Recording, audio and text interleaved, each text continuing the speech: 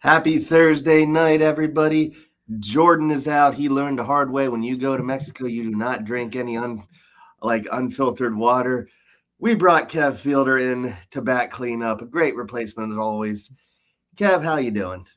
I'm doing great. I think this is like the first time that I've been on this show this season where we're not talking about like losing and We're Chris Greer. or Chris Greer being fired, which was a terrific episode. This is still the greatest day in Dolphins history.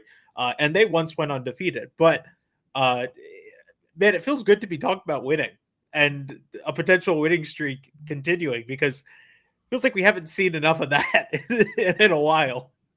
Yeah, we are 6-7, and I will not be doing that stupid 6-7 crap. You can do it. I will 6-7. But yeah, it has been interesting and something I know because I always give you a hard time, but you are one of Mike McDaniel's more, I'm not going to say a hater, but you are very critical of his coaching.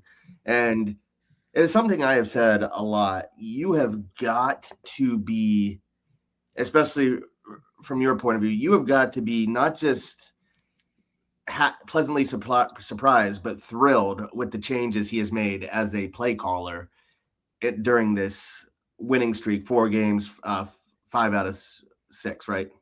Yeah, I think a lot of it has come down to the fact that he has committed to running the football. And it is no longer just a thing where like it feels like every year he's always said that they're going to commit to running the football and then they go entire drives without running the football and you're like, "Hey man, you have one of the best running backs in football. It'd be cool if we used him as a running back sometimes." And it feels like over the last probably 6 weeks or so, that's been the main focus of everything. Has been, hey, let's get Devon Achane touches. Let's get Jalen Wright touches. Let's get Ollie Gordon touches. Let's find ways to keep the offense on schedule so we're not getting to third and longs and living in this world where Tua looks uncomfortable.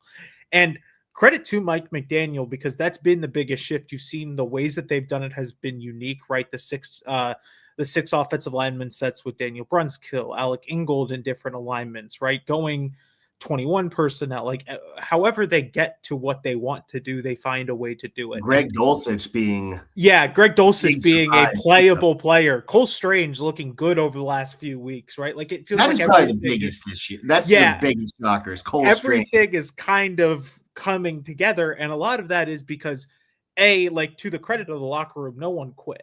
There was never a point during the year where someone quit on the team and it looked like they were just kind of checked out. It looked like everyone wanted to win and wanted to be here and see this thing out.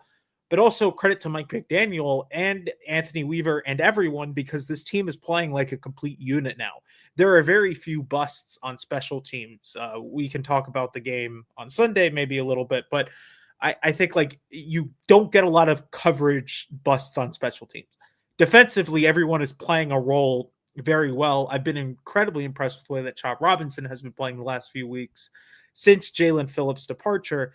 And then on offense, you're scoring points, you're remaining on schedule. It isn't always pretty. There are some drives where I feel like maybe they get away from what they want to do still, but those drives are fewer and more further in between. And I think that's all you can really ask for sometimes is right. Like you're not going to win every game pretty. Sometimes you just got to find a way to win games ugly. And during this kind of 4-game win streak, 5 and 6 or whatever it is, they're winning games in ugly fashions, right? They're not always winning pretty. And look, I'll take that. At some point, you got to take an ugly win and just thank the lucky heavens that you found a way to do it because, man, you only get so many opportunities to win ugly in the NFL. Yep. Let's talk about the offense a little bit. Like you kind of said, for as much praise we're giving Mike McDaniel, I actually thought during this stretch of good games, that was probably his worst game as a play caller. And that I do think he got away from what was working. Not just from the run game, although I do think for a couple of drives, we did get a little away from it a little more than we should have. And I will let you go on a rant on that end of the half. Like that almost resulted in a fumble for a touchdown against us if you want. But I don't know if I want to. I feel like this is a positive episode. I don't want to get into it. Yeah. My big issue was even to help Tua, and I was critical of Tua after the game a bit. But I will say this. He didn't play terribly, but I do think we went away from what was helping him in the first half, where we were looking for Dulcich off of play action. sneaking out of the backfield. I think we were trying a little bit too hard at times I don't know if I want to say force feed Waddle. I don't think we really did that, but I definitely think we were trying to force the ball more to wide receivers, where the first half, I feel we were taking what was given and we were scheming guys open. I think we went away from that a little too much in the second. Yeah, I think the second half was probably the worst half under McDaniel during this kind of run of games. And I think to what you mentioned, maybe some of that is that they didn't have Devon Achane, and that kind of changes the way you play. But to the other side of things, Jalen Wright was playing out of his mind. He was playing his best game as a pro. You can keep running with Jalen Wright. You can keep forcing them to stop it. And to the Jets' credit, they did a lot of things defensively in the second half, especially in the secondary, to cause fits. But it felt like they kind of reverted back to some of the early season issues I had, where it was like, instead of trying to continue to work, like you mentioned, the Greg Dulce's play action, things that were working, they kind of strayed away from that and tried to find different ways to make things work. And like, those things don't always happen. You can't find a way to live in that world entirely, right? Like, to some degree, football is a game where you just got to play to what they're giving you. And when your offensive line is bullying their defensive line for 60 minutes, just keep going to it. Yep. Force them to stop you, force them to stack the box and build off of that. And at times when they did that, their offense worked. And then when they tried to get away from that, it forced Tua into bad positions. It forced the offensive line to bad positions. I think the Jets' pressure kind of got to the offense at times in the second half. It was just a little bit of an uglier second half. And of course it doesn't matter, because the defense is playing out of their mind and they're playing Brady Cook, who is bad. Like, I think we can all just I kind of felt bad watching him out there, but like, you don't want to be in that situation. You want to be able to live in a game that you just feel confident for 60 minutes. And it didn't feel like in that second half, they really felt confident about what the offense was giving them. Yep. So what you're saying with the passing game, my agenda to either get us Kenyon Sadiq in the first round or a big wide receiver is still alive. Yeah, I mean, I would love a receiver who is not Nick Westbrook-Akine, and I love Nick Westbrook-Akine, but clearly he does not have a role on this offense. I would love a tight end who's versatile, like Darren Waller, who is not Darren Waller age and Darren Waller playing at this point. I would also like a wide receiver who is truly a winner on the outside, because it feels like that's still the biggest issue, is when you have Cedric Wilson out there, or you have Malik Washington playing on the outside, or whatever the situation is on the outside. I mean, your secondary is just going to, the other team secondary is going to have their day against you. There's not much you could do in that situation. And so I think that is kind of the biggest need, is that, like, they don't need a Tyreek Hill, because you can't get another Tyreek Hill, but you need a wide receiver on the outside who's going to be able to get open, because right now I just kind of feel like they don't have that. Yeah, and I think Malik Washington has proven to be a mismatch in the slot, but he's definitely outside of the screens. He does not have a role on the outside. So I do agree with you there. And you were mentioning Jalen Wright earlier. Let's talk a little bit about him. Great game. I'm someone who was ready to throw him to the pile. Just say, it was a 4th-round pick. You just cut your losses. Great game. I will say I think there were a couple times where you saw the difference between him and Achane, where some of those 4 or 5 yard runs where the offensive line is just bullying the Jets defensive line. He just ran into the back of the blocker, or he just didn't make the right cut. So there were a couple times I was like, man, that's Achane in there. That's a bigger player. That's a touchdown. But to still get that from Jalen Wright was a pleasant surprise. And I get to eat crow for a week, and it gives you hope going forward. Yeah, that was his best game as a pro. That was probably his best game since like his last year at college. And it may have been better than some of those games. And look, man, a lot of that was not to him. A lot of that was that the Jets defense was struggling. The Dolphins offensive line was doing whatever they wanted. Again, I mentioned Cole Strange. I thought he had a terrific game. I'm going to keep banging this drum, because I think he is the most underrated player in football right now. Aaron Brewer had another terrific game as the starting center of the Miami Dolphins. And I hope to some degree we get away from people trying to replace him if Mike McDaniel leaves in the offseason, because that still makes no sense to me. You are watching what a good center looks like in an offense. Mm-hmm. You shouldn't want to get rid of that. I don't care if he's small. That's a guy you build around. And when they're getting 5 yards of push on every single play, I think I joked with my brother that you and I could go out there and get 5 yards. I feel like Brett, we could have thrown you out there and you could have gotten 3 yards of carry. Maybe. I think you could have thrown Jordan with the food poisoning and he probably would have gotten 3 yards per carry.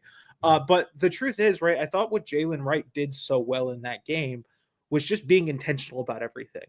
There wasn't the dancing in the backfield trying to find a hole. There wasn't the trying to, take the home run when the single's right there. It was taking the singles. And that's what the offense has struggled with for years, right? It was my biggest gripe with Devon Achane before this season, where Devon Achane would be such a feast or famine player because he would either take the 35, 40-yard gain or he would just lose 3 yards because he wouldn't take the 5 yards. Jalen Wright took the 5 yards. I think you and I talked about this before. Last year, he was one of the most inefficient runners in. Yeah, he was a truly inefficient runner. He's not that anymore. This is, again, another breakout season for him. But I think that what you're seeing from Jalen Wright is to some degree sustainable. We'll see over the course of the rest of the season. A, if he gets opportunities. B, if he plays. Not while Jordan's out. But yes, that'll be coming. I think we'll see what Jalen Wright looks like the rest of the year. To me, it's still he's not on the roster next year, but he has 4 weeks to kind of prove that he can be part of the roster. I'm kind of excited to see what this looks like because I think he's earned more opportunities in this offense. Yep. And Mr. S wants to call you out here. I think Nick Westbrook-Ikhine is a good football player. I just don't think he's the right football player for the Dolphins. Those happen. Like, truthfully, I think those happen. They need someone who's a little bit more efficient on the outside. He's not efficient on the outside. He's a big slot. They've got enough slot receivers, whatever. It didn't happen, but I think Nick Westbrook-Ikhine is a good football player who will be on an NFL roster next year. Yeah. And from what I've seen, we might want to consider benching him a little bit because we run the risk of losing our I mean, at this point, he's not playing. So, like, he's not contributing. So, at this point, what's the threat in doing? Like, at this point, if it's going to help your comp picks, let's go ahead and do it. Yeah. Now, before we get into Pittsburgh, let's talk a little bit about the defense. Kev, please tell me this. We are undefeated since trading Jalen Phillips. Is that coincidence or is there something to that? I think it's coincidence. It's funny that, like, they finally found a way to flip the switch on defense when Jalen Phillips left. I think it's funny, but Jalen Phillips was not the issue in the first kind of 4 or 5 weeks of the year. It was the fact that the secondary couldn't hold their own. It was the fact that the interior defensive line was struggling.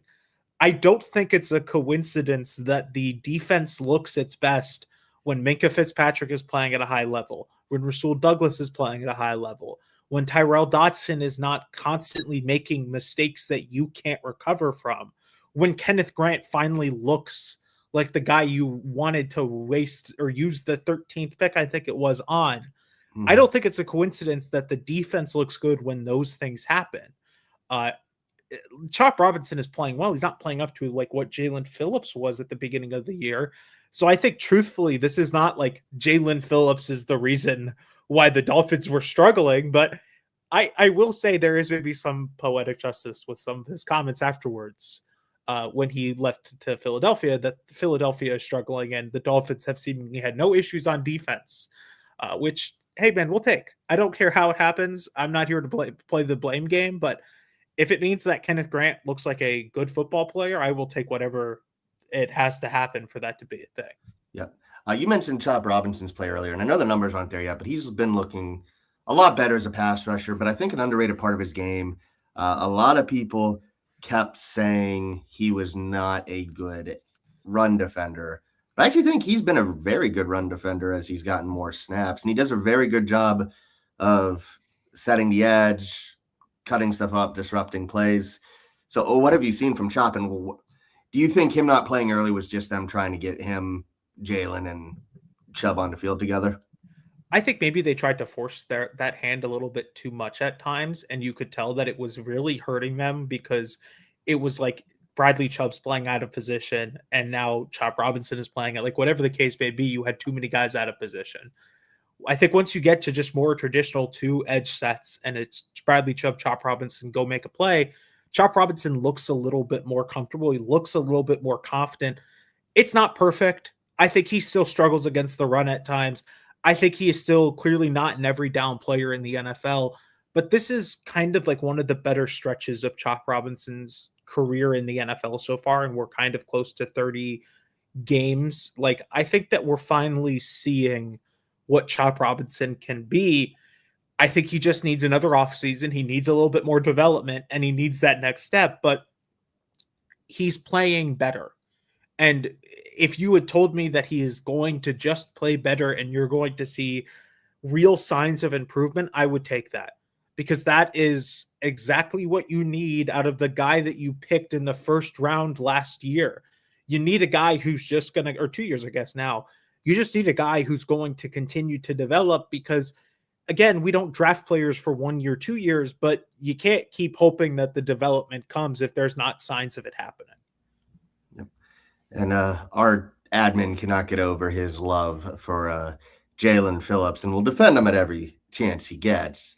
Now, this is a good point, though, about the teams we've played. I will point out and say that our defense looked trash against the Cleveland Browns, but how much of it is the team we played? How much is it, like you said earlier, the players just letting it click, getting it to click? Because, like I said, Tyrell Dodson was awful the first half of the year. He was always shooting the wrong gap. The rookies were not looking good. Now you have 3 drafted defensive tackles who all look really solid and do not look overwhelmed while they're in the game. And, of course, like you said, Rasul Douglas playing at a level I did not think he had in him. And whoever you put at the cornerback neck on the other side has been okay. And, again, yes, we're not playing great teams, but they were struggling against these type of teams the first half of the year. Yeah, to some degree, I think you can only play the teams on your schedule. You don't get to pick your schedule. You just kind of got to play the teams on your schedule. And I think when you looked at the way that they played in the first kind of 2-3 weeks of the year compared to now, hey, man, they don't look incompetent. So clearly this is a different football team, because they played the Jets earlier this season.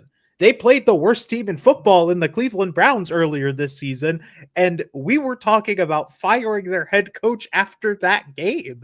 So, I think that this is a different team. I get it. They have not played very many good opponents. They played the Buffalo Bills and played really well against the Buffalo Bills, and that's kind of their one game against an actual competent opponent. But, hey, man, you take the games on the schedule, you play them as they are. I think to any degree, the NFL is probably the toughest league to win in consistently. That's why there aren't 10-game winning streaks every year. That's why 4 or 5 game win streaks are things that get talked about, because, hey, man, every team looks pretty damn good once a year. Like, the Jets looked good in some games. Every one of these teams looked good in some games. Hey, man, to some degree, you just got to play the games that are on the schedule. Yep. The only thing we didn't talk about special teams. We've had, like you said earlier, we've had good special teams early on. We gave up our second touchdown of the year on special teams, but the Jets have, I think that's their 4th touchdown. Sometimes you just kind of just tip your hat and say, yeah, the team has one good area that they excel at, and that's the Jets. Yeah, the Jets special teams, their special teams coordinator, I said it in another group chat, should get head coaching interviews, because he is quite literally getting blood from a stone right now. We have not seen a special teams unit quite this good in a while. Truthfully, I think this is one of the best special teams units I've seen in a while. And look, man, I get it. You don't want to allow a kick return for a touchdown, or was it a punt return? I don't remember. You don't want to allow a fake punt. You don't want to allow those plays to happen. You had the onside kick, which I still think was a bad call against the Saints 2 weeks ago. I get it. Those plays stick with you. The bad plays will always stick with you. But I also think that maybe Craig Aukerman, their special teams, the Dolphins special teams coordinator, isn't getting enough respect, because, hey, Jake Bailey continues to look like one of the better punters in football. Riley Patterson was picked up off the street a week before the season started with no preseason or training camp, and is out there as one of the most effective kickers in football. They've not had a lot of errors on field goal unit. They have not had many errors on kick return. the issues that maybe they had in past years have been solved. They still are prone to some backbreaking plays, but it feels like a lot of those plays are kind of at the hands of one or two opponents who have, I'm going to say it, elite special teams. I think the Jets have an elite special teams unit who are playing at a level that we have not seen from special teams unit. Hey, man, sometimes you're just going to have those games. Sometimes you just got to tip the cap because, hey, man, I didn't see that fake punt coming. That's still one of the best fake punts I've ever seen from a football team. Yeah, I don't blame. I can't get mad when you run a speed option and he fumbles the ball and still gets the first down. What am I supposed to do here? Get mad that like the Dolphins didn't because I went back and I watched the play. I was like, did they give any sign of this happening? No. This was just something they did once and it worked. So like, hey man, sometimes it happens. They didn't score on the drive. We'll take it. Whatever. Tip your cap to that special teams coordinator, that special teams unit. They made some plays on Sunday. Those plays didn't matter because the Dolphins made all their field goals, executed where it mattered, and won the field position battle. Cool. Yep. Cool. Anybody we haven't talked about during that game that you want to highlight as a hero, like an unsung hero? I haven't mentioned it. Daniel Brunskill is still the coolest player in football right now. And I don't think we're talking enough about the fact that he looks like a competent tight end. And I love the fact that they're not just doing this on first and second down now. And it's like, okay, you're going to see it coming. They're passing out of it. The Jalen Waddle touchdown. Look who was on the field blocking play side. Just look who was on the field blocking play side. He got destroyed on the play, but still. No, he didn't, actually. It was the other guy who got destroyed. I think it was the right tackle who got destroyed. I have to go back and watch the play. But I think Daniel Brunskill is a player you can look at next season as a versatile tackle who you can continue to use these sets if it's something you want to build upon. I think it is something you can build upon. Alec Ingold, people were talking about cutting him, and I get it. Yeah. He was very good in the beginning part of the season. Alec Ingold's back. Alec Ingold is well and truly back because, man, he's been playing some kick-ass football the last few weeks. And someone we hated on all last year, Julian Hill, has been an elite blocker too. Julian Hill is a good football player who is now finally in a role where he can be a good football player. Hey, man, that's all you ask for. I think to some degree, man, if this tight end room is going to be one where you just kind of go pick up dudes and go find a role for them, make sure you're playing him in that role. Make sure you're not asking Julian Hill to go be George Kittle because he can't be George Kittle, but he can be a terrific blocker. And right now he is being a terrific blocker. Again, I think a lot of this is coaching, but a lot of it is guys are finally put in positions where they can execute a la Kenneth Grant on defense because Kenneth Grant is now finally just in a position where he can play football. Yep. He's just asked to take up blocks and occasionally make a play. Defensively, I would put Grant as an unsung hero. I'd also put Jordan Phillips, who I think continues just. Jordan Phillips is a ball player, man. I love that guy. I love that guy. He was a guy that when Jordan and I, and you were probably in on some of these mocks too, we would always consider round 3, and I'd be like, I don't know. But when you get him round 5, it's like, how did he fall to round 5? Yeah, it was like round 3. It was like, are we really gonna talk about a third round defensive tackle? Because we'd always taken one in like the first 2 rounds. And then we're like, hey, we sure want to take one down too. And it's like the Dolphins clearly had an idea, and it's working because he's playing really well. Benito Jones is playing really well. I'm kind of a fan of what the defense is doing right now, and I'm kind of hoping. I don't want to say this out loud because there are still 4 games left of the year. I'm kind of hoping that a team doesn't poach Anthony Weaver because I kind of want to see what year 3 looks like. I think we run into a situation that Anthony Weaver gets poached. I also think we cannot discredit that Frank Smith might get poached too, because people forget like he doesn't get the credit he deserves, but he does have. I don't think Frank Smith is getting a head coaching job, which is the only way that he would leave, unless Mike McDaniel just lets him goes and take a play caller position, which I could see as a possibility in all of this, but. I would say the more likely one is Anthony Weaver, and that may only depend on what jobs open up because I'm just going to say it. If the Baltimore job opens up, I get a little bit more worried about Anthony Weaver as a candidate because I know that there are people in that front office, in that facility who love that guy.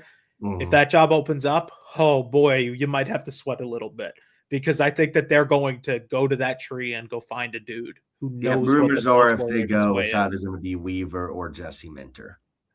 Go take Jesse Minter, please. Yeah.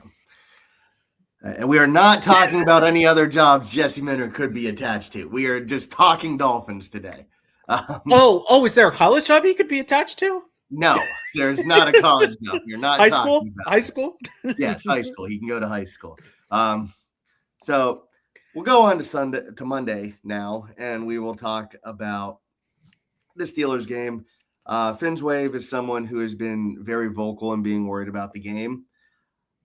It's talked about. I live in Pennsylvania. I see the Steelers every week. I could not tell you what team is going to show up. They are the most Jekyll and Hyde team in the NFL, and I'm not saying that to be hyperbolic. They just are. One moment, they look like they are unstoppable on offense. They've got the best defense in the league. Next moment, they can't get 3 yards, and they are giving up 200 yards on the ground, which they did do. Don't know what to see. I don't know if you saw this today, but TJ Watt was hospitalized today. He may be out. If he is out, I like our chances a lot more. But this is so hard for me to guess just because you literally have no idea what Steeler team is showing up. Not just week to week, but quarter to quarter. It is just such a weird team. Everything about it, they're the weirdest team in football. They quite literally are the weirdest team in football because they either play like a Hall of Famer. They play like a group of Hall of Famers, like the 85 Bears defense and the greatest offense you've ever seen, 2019 LSU-esque. And then the next drive, they turn the ball over in a way that you could only script in Madden. And it's like, I've watched them play. I've tried to figure out what are the Pittsburgh Steelers. And to this point, I don't have an answer. It's kind of just like, hey, Aaron Rodgers, can you like dial back the clock one more time and like go bail us out on offense? And then it's like on defense, it's like, hey, TJ Watt, you got one more play on you because we need one more play out of you. And now it doesn't seem like TJ Watt will be playing on Sunday. So that kind of helps the Dolphins. But truly just the weirdest team in football. They have about 4 or 5 coverage busts a week. And you're like, wow, this is not a good defense. And then guess what? Guess what player has the worst coverage grade in the NFL right now? Interesting. You bring that up, Brett. But I truly like. I think that like we talk about the Dolphins being like one of the weirdest teams in football. It's like the Pittsburgh Steelers are the Miami Dolphins if you gave them drugs and just told them to go do whatever the hell they wanted. Because, and the media actually liked them. Yeah, and the media likes them. But like I don't know what to think about the Steelers as a football team. I guess we'll see on Monday which Steelers come out for the first quarter, because I think that'll be kind of telling as to what comes for the rest of the game. Real quick before we keep talking about the Steelers, I'm bringing up Mr. S's comment. Brian Daboll will not be coming to the Dolphins as long as Mike McDaniel is the head coach. So don't even think about bringing that up for conversation. Kev will back me up. That will never happen with Mike. Won't happen. I would first of all bet on Brian Daboll getting a play calling opportunity, which again, guys, the Dolphins can't offer. Like, let's just be clear, the Dolphins can't offer. Or I think he just goes back to Buffalo because he is just beloved by Buffalo. And if they fire Sean McDermott, I would bet Brian Daboll is their first call. Yeah. He just runs such a different system. If Daboll is in Miami, it means Mike McDaniel is fired. You are more likely to see Bevel or Slowick take over play calling duties than you are to see Mike McDaniel even reach out to Daboll for an assistant position. And I'm not saying that to be difficult. It's just knowing the systems and just knowing what McDaniel wants to do. That is not happening. But back to Steelers. Again, seeing them every week because of my lovely location, which you get all 4 seasons in one day. Steelers tend to start the season hot, record-wise, and they have their defense carry them. They finish the season with a whimper. So they basically are the Dolphins if the media liked us, traditionally. If TJ Watt doesn't play, that helps because, like you said, they are still very much they go as TJ Watt goes. But Cam Hayward, 39 years old, still playing at a high level. Alonzo Highsmith having a great year. What's his name? The linebacker from North Carolina State, Peyton Wilson, looks like a Peyton good. Wilson is good, I guess. Yeah, good young player. When I asked who had the worst grade, coverage grade, it is Jalen Ramsey. He has actually moved to safety.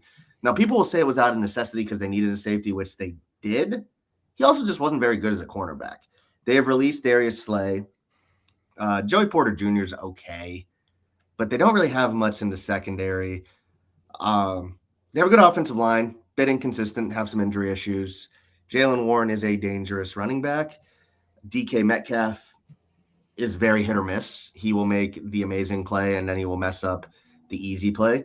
I'm sure Jonnu Smith is wishing he didn't ask for a contract extension so he could still be in Miami because he's just catching strays from Rodgers every week in the Jonnu press. Smith would probably have 1,500 yards this year if he didn't ask for it. He probably would enter free agency as the highest paid tight end ever if he had just played one more year. Yep, he should have banked on it. Yeah, that was just a bad move. I will say we win just because of the consistency right now. A way to describe both these teams is consistently inconsistent. But I think the Dolphins are more consistent right now because we know what we want to be offensively. And if you want, you can pull up the defensive stats for the Steelers last couple of weeks. They can't defend the run right now. And Dolphins, especially the right side of our line, pretty good at run blocking. Yeah, I just kind of don't know what Steelers we get, especially on their offense, because last week Aaron Rodgers looked like prime Aaron Rodgers, and I think he had the most 20-yard air yard passes since like 2019 that you gave that game against the Ravens. So like, I truly don't know what Steelers offense we get. Do we get Jalen Warren finding a way to be Jalen Warren and put up 150 yards? Do we see DK Metcalf put up 200 yards? Like, all those things have a possibility of happening, but there is also a possibility, and maybe a more likely possibility, that this is a 20-17 game where the team that just finds a way at the end to win wins. I will say I think the biggest news is going to be what happens to TJ Watt, because a lot of their defensive pressure comes from TJ Watt either taking up multiple players or being a disruptive pass rusher. If he's not out there, I think the offensive line breathes a sign of relief, because I think that they would have had to go to like the 6 tight end Daniel Brunskill max protect block stuff a lot more than maybe they would have wanted to. And I think now if he does not play, which it kind of doesn't seem like he will, we'll see. I think you get a possibility where you can just kind of be a little bit more comfortable on offense and you can do the things you want a little bit more. Biggest question mark for me is what is Devon Achane in terms of his health, in terms of his status. It does appear like he'll play, but which Devon Achane do we get? Kind of a lot of question marks here for the Dolphins and for the Steelers, but I do feel pretty confident in saying that if the Dolphins just play their game and don't revert back to early season form, the way they've been playing over the last 5 or 6 weeks will be enough for them to win this game, because they're kind of riding that high. That is the one thing you can't quite account for, where like everyone just seems to be playing the best football of their career right now. Yeah. And to be clear, you're also talking not just the form or how great we're playing. You're talking about the style too. If we just stay committed to the run. Yeah, a lot of it's going to be style for me. You're going to have bad drives. I get it.